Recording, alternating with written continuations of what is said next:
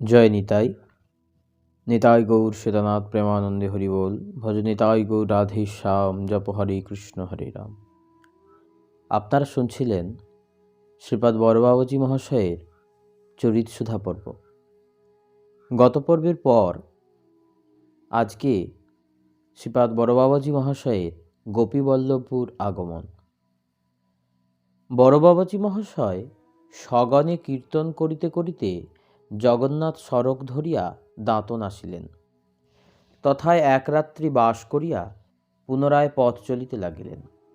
শ্রী নিত্যানন্দ প্রভু নীলাচল হইতে শ্রীমন মহাপ্রভুর আদেশে যেভাবে গৌড়দেশে আগমন করিয়াছিলেন, সেইভাবে বিভাবিত হইয়া বড়বাবাজী মহাশয় বহু লোকসঙ্গে গৌড়ে আগমন করিতেছেন।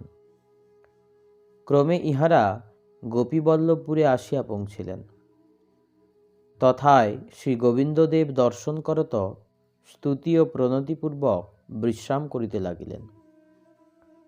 একটি ভদ্রলোক আসিয়া জিজ্ঞাসা করিলেন, মহাশয়, আপনাদের কোথায় থাকা হয়?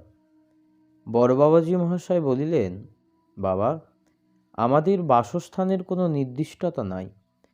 প্রভু যেদিন যেখানে রাখেন সেদিন সেখানেই থাকি। সম্প্রতি গৌড়দেশ যাইবার জন্য প্রভুর আদেশ হইয়াছে। একবার শ্রী শ্যামানন্দ প্রভুর স্থাপিত শ্রী রাধা গোবিন্দজীউকে দর্শন করিতে বড়ই ইচ্ছা হইল। তাই বুঝি রাধারানী কৃপাপূর্বক আকর্ষণ করিয়া এই স্থানে আনিয়াছেন। এইরূপ কথোপকথন হইতেছে। এই সময় অতিবৃদ্ধ একটি ভক্ত সেখানে আসিয়া ভক্তি গদগদ কণ্ঠে বলিলেন, এই যে বাঞ্ছা কল্পতরু আমার মনোবাসনা পূর্ণ করিয়াছেন। আমি মনে করিতেছিলাম যে আজ আমার শিক্ষাগুরুর অপ্রকট দিবস। বেলা প্রায় 1.5 প্রহর অতীত হইতে চলিল, কিন্তু এখনো পর্যন্ত একমূর্তি বৈষ্ণব শুভাগমন করিলেন না। তবে কি গোবিন্দজি আমার আশা পুরাইবেন না?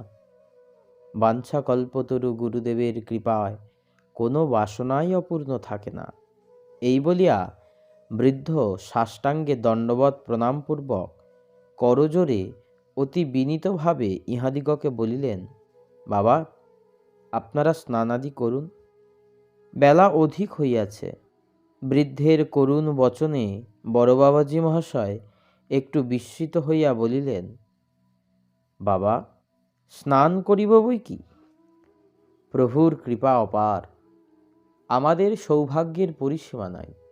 নবদ্বীপ, চলো, এই বলিয়া গাত্রোত্থান করিলেন। সকলে স্নান আহ্নিকাদি ক্রিয়া সমাপন পূর্বক আসিতে আসিতেই গোবিন্দজিউর ভোগ হইয়া গেল। ওই বৃদ্ধ ভক্তটি সে দিবস ঠাকুরের ভোগের বিশেষ রূপ ব্যবস্থা করিয়াছিলেন। তিনি ব্যস্তভাবে সর্বাগ্রে ইহাদের মহাপ্রসাদ পাইবার ব্যবস্থা করিয়া দিলেন। ইহারাও পরমানন্দে মহাপ্রসাদ পাইয়া বিশ্রাম করিলেন। অপরাহ্ন সময়ে সে স্থানে বহু লোকের সমাগম হইতে লাগিল। ইহা দেখিয়া বড়বাবাজী মহাশয় সঙ্গীদিগকে বলিলেন, দেখো, এই স্থানে জনতা অধিক হইবে, চলো আমরা একটু নির্জন স্থানে যাইয়া বসি। তাহাই হইল। সকলে নিকটস্থ একটি গাছতলায় গিয়া বসিলেন। বনের এক প্রান্তে সুগন্ধি ফুল ফুটিলে উহার সৌরভ যেমন 10 দিক ছড়াইয়া পড়ে এবং ভ্রমরগণেও মধুলোভে উধাও হইয়া সেই দিকে ছুটিয়া যায়, সেইরূপ আজ ভক্ত ভ্রমরগণ বড়বাবাজী মহাশয়ের অপূর্ব প্রেমভক্তি ও যশ সৌরভে আকৃষ্ট হইয়া সেই বৃক্ষতলে উপস্থিত হইতে লাগিলেন। সুতরাং মহাপুরুষ যে উদ্দেশ্যে নির্জন স্থানে আশ্রয় গ্রহণ করিয়াছিলেন তাহা বিফল হইল। ক্রমে তথায় বহু লোকে আসিয়া জুটিতে লাগিল। আজ বড়বাবাজী মহাশয় প্রতিষ্ঠার ভয়ে নির্জন বৃক্ষমূলে আশ্রয় লইলেও প্রতিষ্ঠা তাহার অনুসরণ করিতে লাগিল। প্রতিষ্ঠার স্বভাব এই জগতে বিদিত, যে না বাঞ্ছে তার হয় বিধাতা নির্মিত। ইনি প্রেমানন্দে বসিয়া আছেন। আগন্তুক মাত্রেই ইহার নিকট বিশেষ আদর পাইতেছে। সকলেই ইহার মুখের দিকে এক দৃষ্টে চাহিয়া আছে। কেহ কেহ প্রশ্ন জিজ্ঞাসা করিতেছে। একজন ভক্ত বলিলেন, বাবা, এখানকার শ্রী গোবিন্দদেবের বিবরণ এবং শ্যামানন্দ প্রভুর পুণ্য চরিত কাহিনী একবার আপনার মুখে শুনিবার জন্য আমাদের বড়ই অভিলাষ হইয়াছে। আপনি কৃপা করিয়া আমাদের বাসনা পূর্ণ করিলে কৃতকৃতার্থ হইব। আমি অনেকের নিকট এ বিষয়ে প্রশ্ন করিয়াছি, কিন্তু প্রকৃত উত্তর পাই নাই। বড় বাবাজি মহাশয় আনন্দিত মনে বলিলেন, বাবা, এ তো উত্তম কথা। ভক্ত চরিত কাহিনী শ্রবণ কীর্তনই তো আত্মশোধনের একমাত্র উপায়। শ্রীল শ্যামানন্দ প্রভুর গুরুনিষ্ঠা এবং গুরুবাক্যে সুদৃঢ় বিশ্বাস এ জগতে অতুলনীয়।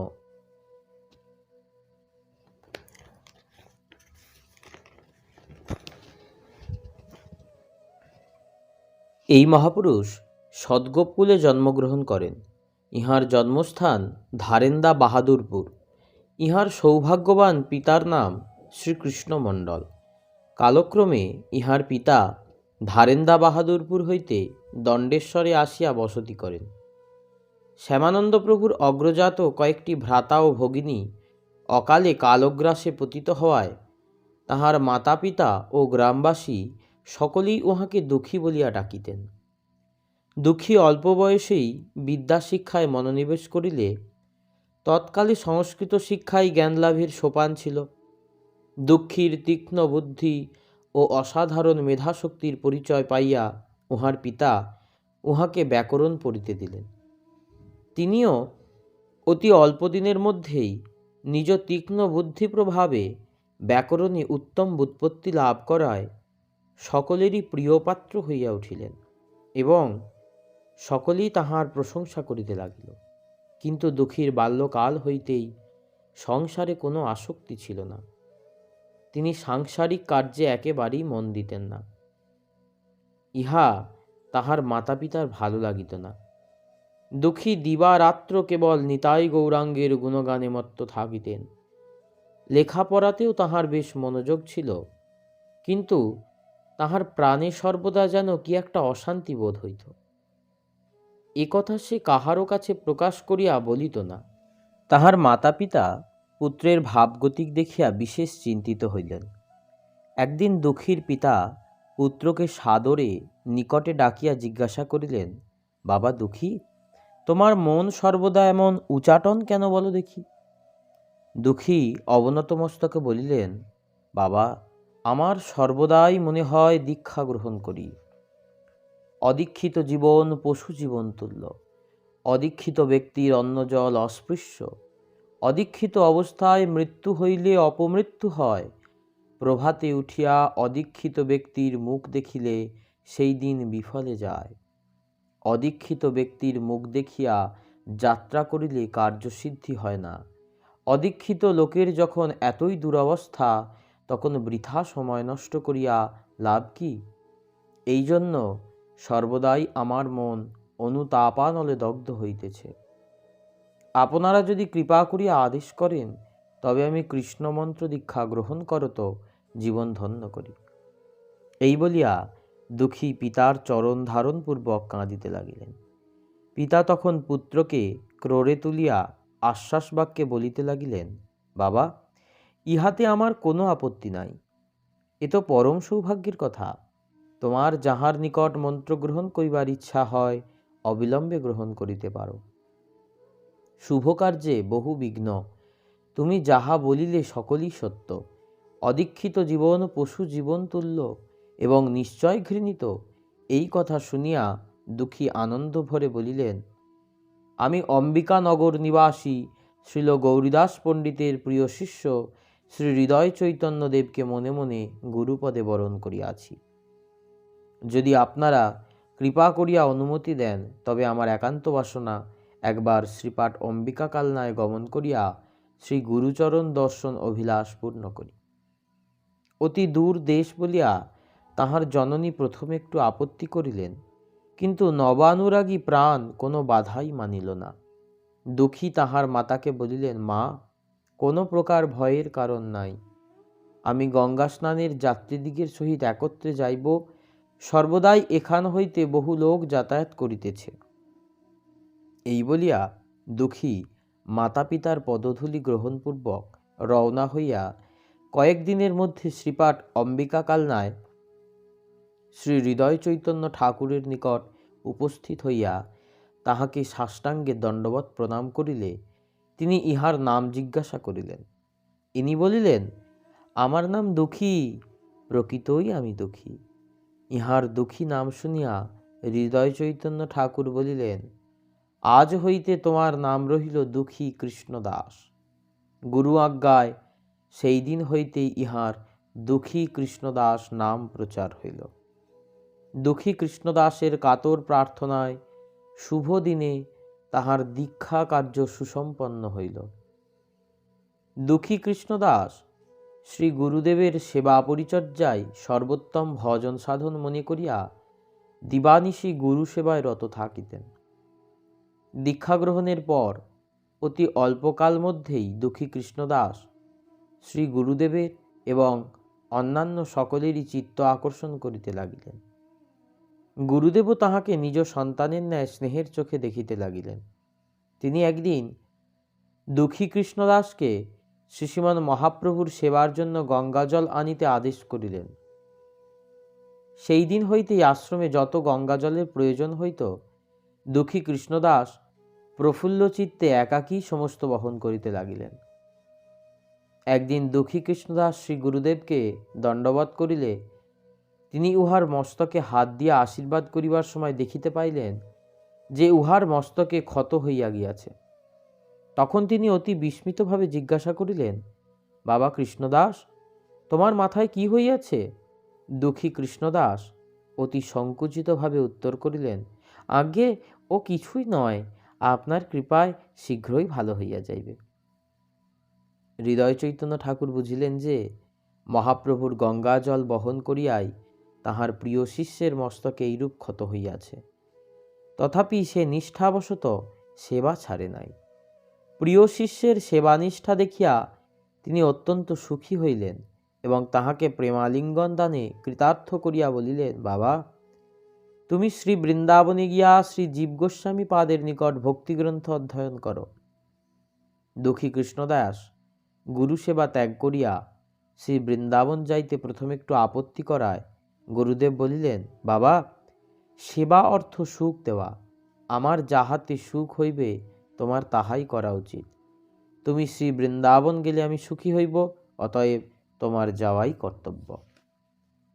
গুরু আজ্ঞা শিরোধারণ পূর্বক গুরু ভক্তি পরায়ণ দুঃখী কৃষ্ণদাস শ্রীধাম নবদ্বীপ দর্শন করিয়া শ্রীধাম বৃন্দাবন গমন করিলেন। শ্রী বৃন্দাবনে যাইয়া শ্রী জীব গোস্বামী পাদ, শ্রীনিবাস আচার্য প্রভু এবং শ্রীল নরোত্তম দাস ঠাকুর মহাশয় প্রভৃতির সহিত মিলিত হইলেন। হৃদয় চৈতন্য ঠাকুর তাহার প্রিয় শিষ্য দুঃখী কৃষ্ণদাসকে ভক্তিশাস্ত্র শিক্ষা দিবার জন্য শ্রী জীব গোস্বামীকে একখানি পত্র লিখিয়াছিলেন। দুঃখী কৃষ্ণদাস সেই পত্রখানি শ্রীপাদ শ্রীজীব গোস্বামীর শ্রীহস্তে প্রদান করিলেন। তিনি পত্র পাঠমাত্র পরমানন্দিত হইয়া উহাকে সযত্নে ভক্তিশাস্ত্র উপদেশ দিতে লাগিলেন। দুঃখী কৃষ্ণদাসও অতি অল্পকালের মধ্যেই ভক্তিশাস্ত্রে বিশেষ অধিকার লাভ করিলেন। সেবাই ভক্তিশাস্ত্রের সার সিদ্ধান্ত, ইহা বুঝিয়া তিনি শ্রী নিকুঞ্জ মন্দিরের ঝাড়ুদারি কার্যে ব্রতীত হইলেন। সেবানিষ্ঠ দুঃখী কৃষ্ণদাসের মনে নিকুঞ্জ বিহারিণী শ্রী রাধারানীর শ্রীচরণ দর্শন লাভের জন্য উৎকণ্ঠা দিন দিন বাড়িতে লাগিল। ক্রমে সখীমঞ্জরি পরিবৃত শ্রী শ্রী রাধা মাধবের নিত্য নিকুঞ্জ বিহার তাহার ভাগ্যে একদিন না একদিন দর্শন লাভ ঘটিবে, এই বিশ্বাস বুকে বাঁধিয়া তিনি মনোনিবেশপূর্বক নিকুঞ্জ সেবা করিতে লাগিলেন। বিশ্বাসে মিলয়ে বস্তু, তর্কে বহুদূর, এই মহাজন বাক্য দুঃখী কৃষ্ণদাসের পক্ষে আজ সার্থক হইল। একদিন রাত্রি শেষে তিনি নিকুঞ্জ মন্দিরের বাহিরে ঝাঁট দিতে দিতে দেখিলেন পথিপার্শ্বে একগাছি সুবর্ণ নূপুর শোভা পাইতেছে। ইহা দেখিয়া তিনি প্রেমানন্দে অধীর হইলেন। তাহার সঙ্গে অশ্রু কম্প পুলক আদির উদ্গম হইল। তিনি তৎক্ষণাৎ ভক্তি সহকারে সেই অপূর্ব অপ্রাকৃত সুবর্ণ নূপুর গাছটি হস্তে তুলিয়া প্রেমানন্দে একবার মস্তকে একবার বক্ষে ধারণ করে প্রেমাশ্রু জলে স্নান করাইতে লাগিলেন।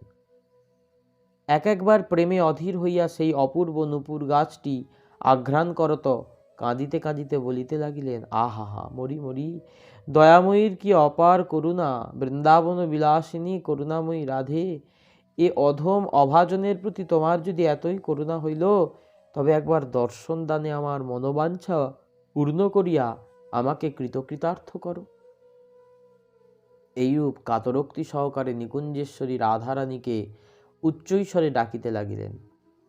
এদিকে শ্রী রাধিকাজিও নিকুঞ্জ বন হইতে কিছু দূর যাইতে না যাইতেই ললিতাজিকে বলিলেন, রে সখী, মেরি নূপুর কাহা গির গয়া হ্যায়, তু তো ঢুঁড় লে। তখন ললিতাজি ব্যস্তভাবে একটি 11 বর্ষীয়া পরমা সুন্দরী বালিকার ছদ্মবেশে প্রিয় সখীর নূপুর খুঁজতে খুঁজতে নিকুঞ্জ মন্দিরের বাইরে দুঃখী কৃষ্ণদাসকে দেখিয়া জিজ্ঞাসা করিলেন, আরে ভাইয়া, একটো সোনে কা নূপুর তু কা পায়া হ্যায়? দুঃখী কৃষ্ণদাস আনন্দশ্রু বিগলিত নয়নে ললিতাজির প্রতি চাহিয়া বলিলেন, হ্যাঁ, নূপুর আমি পাইয়াছি, উহা কি তোমার? ললিতাজি বললেন, নূপুর নেহি, নূপুর মেরি নেহি, মেরি বহিনা কে হ্যায়। দুঃখী কৃষ্ণদাস বললেন, তবে তিনি আসিলেন না কেন? ললিতাজি বলছেন, মেরি বহিন রাজা কো লড়কি হ্যায়, अब आने नहीं संगे की। দুঃখী কৃষ্ণদাস, তিনি যদি নাই আসিবেন, তবে নূপুর যে তাহার তাহা আমি কি করে জানিব? তুমি যদি মিথ্যা কথা বলিয়া লইয়া যাও। অতএব যাহার নূপুর তাহাকে এখানে লইয়া আইসো, তাহার চরণের অপর নূপুর গাছটির সঙ্গে আমি মিলিয়ে দেখব, নিজ হস্তে চরণে পরাইয়া দিব। ললিতাজি বললেন, তেরে শো মে কভি ঝুট বাত নেহি বলেঙ্গি, ও बड़ी घर का बहू है, उनका सास गरी देंगी, तो मेरी हाथ में दे दे। দুঃখী কৃষ্ণদাস কিছুতেই তাহার কথা শুনিল না। দেখিয়া ললিতাজি বুঝিলেন, এ নিশ্চয়ই পেয়ারিজির ভঙ্গি। নূপুর হারানো ছলে ইহাকে কৃপা করিতে ইচ্ছা করিয়াছেন। এই ভাবিয়া নিজ সমবয়স্কা বালিকা বেশে প্যারিজিকে লইয়া পুনরায় সেখানে আসিলেন। কারণ তখন প্রায় রাত্রি শেষ হইয়াছে, প্রাতঃকাল হইলেই অসুবিধা ভোগ করিতে হইবে। পেয়ারিজি ললিতাজির সঙ্গে আসিয়া দুঃখী কৃষ্ণদাসের নিকট নূপুর গাছটি ফেরত চাইলে তিনি সবিস্ময়ে প্রশ্ন করিলেন, তোমরা রাত্রিতে এই নির্জন স্থানে আসিয়াছিলে কেন? পেয়ারিজি ঈষৎ হাসিয়া বলিলেন, বহু তো কা बोलेंगी, ये तो मेरी निकुंज मंदिर है, तू तो सब झम लिया, तू तो सब समझ लिया, अब हट मत करो, ফজর হো যায়গা, নূপুর দেই দে। এই বলিয়া পেয়ারিজি যেমন ভঙ্গি হাত করিয়া হাত পাতিলেন। অমনি দুঃখী কৃষ্ণদাস তাহার শ্রীহস্তে নূপুর দিয়া বলিলেন, করুণাময়ী পেয়ারি, যদি এই অধমের পতিতের প্রতি এতই কৃপা করিলে, তবে একবার নিজ স্বরূপ দর্শন দিয়া কৃতার্থ করো। এই বলিতে বলিতে কাঁদিয়া আকুল হইলেন। পেয়ারিজি হাসিতে হাসিতে বলিলেন, তুই ये आँख में क्या मेरी स्वरूप दर्शन करने सकोगे? তখন ললিতাজি কৃপা পরবশ হইয়া বলিলেন, স্বরূপ দর্শন করনে সकोगे? अरे प्यारी, जब कृपा हो ही गई तब थरी शक्ति भी देना चाहिए। তখন পেয়ারিজি বলিলেন, জো তেরি খুশি। এই বলিয়া বিদুল্লতার ন্যায় নিজ স্বরূপ দেখাইয়া বলিলেন, তোমার গুরু পাদপদ্ম নিষ্ঠা, গুরু বাক্যে সুদৃঢ় বিশ্বাস এবং একনিষ্ঠ সেবার ফলস্বরূপ আমার এই নূপুর চিহ্নিত তিলক তোমার ললাট দেশে অঙ্কিত রইল। জগৎবাসী জীবগণ দেখুক এবং বুঝুক সেই গুরু কৃপায় কিনা হয়। এই বলিয়া পেয়ারিজি রাজলিপ্ত নূপুর গাছটি দুঃখী কৃষ্ণদাসের ললাটে সহস্তে স্পর্শ করিয়া তিলক করিয়া দিলেন। বৃন্দাবন বিলাসিনী পেয়ারিজির শ্রী অঙ্গ স্পর্শে দুঃখী কৃষ্ণদাস প্রেমানন্দে অচেতন হইয়া পড়িলেন। ইত্যবসরে শ্রীমতী সগণে অন্তর্হিতা হইলেন। কিছুক্ষণ পরে দুঃখী কৃষ্ণদাস চৈতন্য লাভ করিয়া কাঁদিতে কাঁদিতে শ্রী জীব গোস্বামীর নিকট গমনপূর্বক এই ঘটনার আমূল বৃত্তান্ত নিবেদন করিলেন। গোস্বামীপাদ বলিলেন, যখন তুমি শ্রী রাধিকাজির কৃপা লাভ করিয়াছ, তখন নিশ্চয় তুমি শ্যাম সুন্দরের প্রিয়পাত্র হইবে। অতএব আজ হইতে তোমার নাম রহিল শ্যামানন্দ দাস, আর শ্রীমতীর কৃপাদত্ত নূপুরাকারই তোমার তিলক হইবে। দুঃখী কৃষ্ণদাস ভক্তি ভরে গোস্বামীপাদকে প্রণাম করিয়া পুনরায় নিকুঞ্জ সেবাকার্যে গমন করিলেন। অতি অল্প দিনের মধ্যেই শ্যামানন্দের কথা শ্রী বৃন্দাবনে প্রচার হইয়া পড়িল। জীব গোস্বামীর আনুগত্য, তিলক পরিবর্তন প্রভৃতি সকলই সচক্ষে দেখিলেন। কোনো এক ব্যক্তি অম্বিকায় চাইয়া হৃদয় চৈতন্য প্রভুকে বলিলেন, দুঃখী কৃষ্ণদাস আপনাকে ত্যাগ করিয়া অপর গুরু করিয়াছে, এমনকি তাহার নাম ও তিলক পর্যন্ত পরিবর্তন হইয়াছে। ইহা শুনিয়া হৃদয় চৈতন্য প্রভু অতিশয় বিস্মিত হইয়া শ্রী জীব গোস্বামী প্রভুর নিকট একখানা পত্র লিখিলেন। তাহাতে নিজ মনোভাব কিছুই ব্যক্ত না করিয়া এইমাত্র পত্র লিখিলেন, দুঃখী কৃষ্ণদাসকে একবার অম্বিকায় পাঠাইয়া দিবেন। পত্র পাইয়া শ্রী জীব গোস্বামীপাদ শ্যামানন্দকে অম্বিকায় যাইতে আদেশ করিলেন। শ্যামানন্দ গোস্বামীপাদ এবং শ্রী বৃন্দাবনবাসী বৈষ্ণবগণের নিকট বিদায় গ্রহণ পূর্বক শ্রী গুরুদেবের চরণ দর্শন মানসে অম্বিকায় রওনা হইলেন। যথাসময়ে শ্যামানন্দ অম্বিকায় পৌঁছিয়া শ্রী গুরুদেবের চরণ বন্দনা করিলে তিনি জিজ্ঞাসা করিলেন, তোমায় এরূপ তিলক কে দিল? শ্যামানন্দ করজোড়ে উত্তর করিলেন, আজ্ঞে আপনিই দিয়াছেন। গুরুদেব বললেন, তোমার নাম পরিবর্তন কে করিল? শ্যামানন্দ প্রভু বললেন, আপনিই করিয়াছেন গুরুদেব। এ জগতে আপনিই ভিন্ন, আমাকে এত আদর আর কে করিবে? শ্যামানন্দ যথার্থ কথাই বলিলেন, কিন্তু আমাদের মতো অনুনুভবী লোকে হয়তো তাহার এই কথাটি কপটতা বলিয়া মনে করিতে পারে। কারণ শ্যামানন্দের তিলক ও নাম পরিবর্তন তাহার গুরুদেবের অসাক্ষাতে হইয়াছে।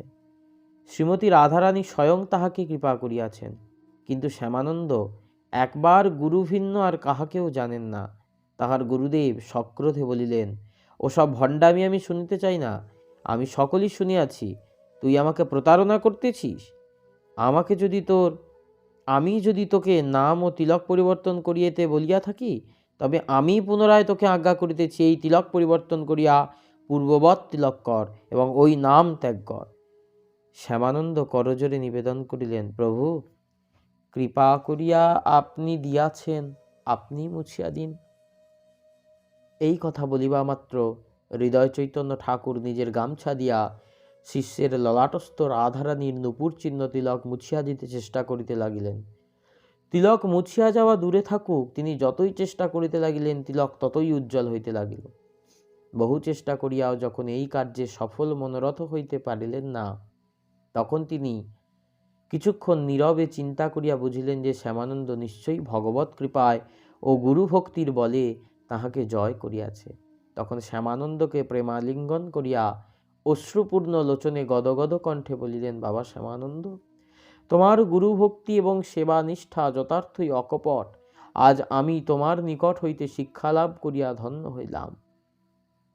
ক্রমে তিনি শিষ্যের নিকট যথাযথ বৃত্তান্ত শ্রবণ করিয়া পরম প্রীতি লাভ করিলেন। গুরু শিষ্য উভয়ই প্রেমাবেশে অজ্ঞান হইয়া পড়িলেন। কিছুক্ষণ পরে উভয়ই চৈতন্য লাভ করত কাঁদিয়া আকুল হইলেন। হৃদয় চৈতন্য ঠাকুর শিষ্যের প্রতি সদয় হইয়া তাহাকে শ্রী বৃন্দাবন হইতে আনিত শ্রী রাধা গোবিন্দ বিগ্রহের চরণ সেবায় নিযুক্ত করিয়া দিলেন। শ্যামানন্দ প্রভু এই স্থানে সেই বিগ্রহ স্থাপন করিয়া সেবা করিতে লাগিলেন। অদ্যাবধি তাহার প্রতিষ্ঠিত সেই সেবাই চলিয়া আসিতেছে। বড় বাবাজি মহাশয়ের মুখে শ্রী গোবিন্দ দেবের কাহিনী ও শ্যামানন্দ প্রভুর পুণ্য চরিত কথা শুনিয়া সেই ভক্তটি পরমানন্দিত হইলেন। কিছুক্ষণ পরে শ্রী রাধা গোবিন্দজির আরতির সময় উপস্থিত হইলে শ্রীমন্দিরে বহু লোকসমাগম হইতে লাগিল। বড় বাবাজি মহাশয়ও সদল বলে আরতি দর্শন করিয়া নাম কীর্তন আরম্ভ করিলেন। রাত্রি প্রায় 1.5 প্রহর পর্যন্ত কীর্তন হইল। তৎপরে ঠাকুরের ভোগ হইলে ইহারা সকলেই পরমানন্দে প্রসাদ পাইয়া বিশ্রাম করিলেন। পরদিন প্রভাতে ইহারা প্রাতঃকৃত্য সমাপন পূর্বক সেখান হইতে গমনোদ্যত হইলে গ্রামবাসী সকলেই ইহাদিগকে সেখানে অন্তত আর একদিন থাকিবার জন্য বিশেষ অনুরোধ করিতে লাগিলেন। ইহারা যথাই যান তথাকারই লোক ইহাদিগকে ছাড়িতে চাহে না। ক্ষণমাত্র যিনি এই সকল সাধু পুরুষদিগের সঙ্গসুখ লাভ করিয়াছেন বা করিতেছেন, তিনি আপনাকে ধন্য মানিতেছেন। বড় বাবাজী মহাশয় তাহাদিগকে সুমিষ্ট বাক্যে সন্তুষ্ট করিয়া বিদায় গ্রহণ করিলেন। ইহারা যথাসময়ে মেদিনীপুর হইয়া ক্রমে কলিকাতা আসিয়া পৌঁছিলেন। বড় বাবাজী মহাশয় জগন্নাথ ঘাটে বসিয়া বিশ্রাম করিতে করিতে অনুগত সঙ্গীগণকে সম্বোধন করিয়া বলিলেন, তোমরা এখানে একটু অপেক্ষা করো, আমি স্নান করিয়া উঠি, পরে তোমরা স্নান করিবে। সঙ্গীগণ তাহাতেই স্বীকৃত হইলেন। বড় বাবাজী মহাশয় গঙ্গা গর্ভে নামিবার পূর্বে ভক্তি ভরে জলস্পর্শ করিয়া করজোরে মায়ের নিকট প্রার্থনা করিতে বলিতে লাগিলেন, মা কৃপাময়ী জাহ্নবী পতিত পাবনী গঙ্গে, বহুদিন তোর অধম সন্তানকে চরণ দর্শনে বঞ্চিত করিয়া রাখিয়াছিলি। আজ তোর স্নেহমাখা কোল পাইয়া পরম শান্তি লাভ করিলাম। কৃপাময়ী মা আমার, কৃপা করিয়া এই করিস যেন অন্তিমকালে তোর কোলে স্থান পাই মা। এইরূপে মায়ের চরণে কত যে আরতিপূর্ণ প্রার্থনা করিতে লাগিলেন, তাহা বর্ণনা করে কার সাধ্য। বড় বাবাজী মহাশয় গঙ্গা স্নানান্তে তীরে উঠিলে তাহার আদেশ মতো সঙ্গীগণ একত্রে গঙ্গা স্নান করিতে নামিলেন। এদিকে স্বেচ্ছাময় স্বতন্ত্র পুরুষ মনে মনে কি বিচার করিলেন তিনিই জানেন। সঙ্গীগণকে মায়ের কোলে রাখিয়া একখানা ভাড়াটিয়া গাড়িতে চড়িয়া কোথায় চলিয়া গেলেন। সঙ্গীগণ গঙ্গা স্নানান্তে তীরে উঠিয়া দেখেন তাহাদের প্রাণের পান, জীবন, সর্বস্ব ধন দাদা সেখানে নাই। তখন সকলে বিশেষ উদ্বিগ্ন মনে চতুর্দিকে অন্বেষণ করিতে লাগিলেন, কিন্তু নিকটে কোনো সন্ধান না পাইয়া পরামর্শে স্থির করিলেন যে একজনকে ঘাটে রাখিয়া সকলে খুঁজিতে বাহির হওয়া যাউক। এইরূপ স্থির করিয়া সকলে চতুর্দিকে বড় বাবাজী মহাশয়ের অনুসন্ধানে প্রবৃত্ত হইলেন, কিন্তু কোথাও তাহাকে দেখিতে পাইলেন না। তখন সকলেই বিষণ্ণ মনে ফিরিয়া আসিয়া কিংকর্তব্য বিমূঢ়ভাবে জগন্নাথ ঘাটে বসিলেন। সকলেই মনে বিষম চিন্তা, চক্ষু ছলছল। তাহারা মণিহারা ফণির ন্যায় অস্থিরভাবে এদিক ওদিক করিতেছেন। এমন সময় একটি ভদ্রলোক আসিয়া বলিলেন, মহাশয়, তিনি কোনো অনির্দিষ্ট স্থানে গিয়াছেন। নবদ্বীপ ধামে সময় মতো দেখা হইবে। এই কথাটি তিনি আমাকে আপনাদের নিকট বলিতে বলিলেন। যা হোক, তাহার একটা সংবাদ পাইয়া সকলেই একটু স্থির হইলেন। এই ভদ্রলোকটি ইহাদিগের সেদিনকার ঠাকুরের ভোগের ব্যবস্থা করিয়া দিলে ইহারা রন্ধন করত। ঠাকুরের ভোগ দিবার পর প্রসাদ পাইয়া দুঃখিত মনে সেই দিনই কেহ নবদ্বীপ, কেহ বা স্থানান্তরে গমন করিলেন। এই সময় হইতে বড় বাবাজী মহাশয়ের পুনরায় শ্রীধাম নবদ্বীপে আগমন পর্যন্ত বৃত্তান্ত সকল তাহার স্বহস্ত লিখিত একখানি খাতায় যাহা পাওয়া গিয়াছে, তাহাই এই স্থানে উদ্ধৃত করা হইয়াছে। জয় নিতাই, জয় গৌর, ভজনিতাই গৌর রাধেশ্যাম, জপ হরে কৃষ্ণ হরে রাম। আপনারা শুনছিলেন চরিতসুধা পর্ব। চরিতসুধা পর্বে আজকের আলোচ্য বিষয় এখানেই সমাপ্ত।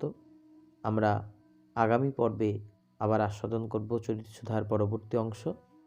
ততক্ষণ ভালো থাকুন, সুস্থ থাকুন, নিতাই গৌর ভজনে মনোনিবেশ করুন। জয় নিতাই, জয় গৌর।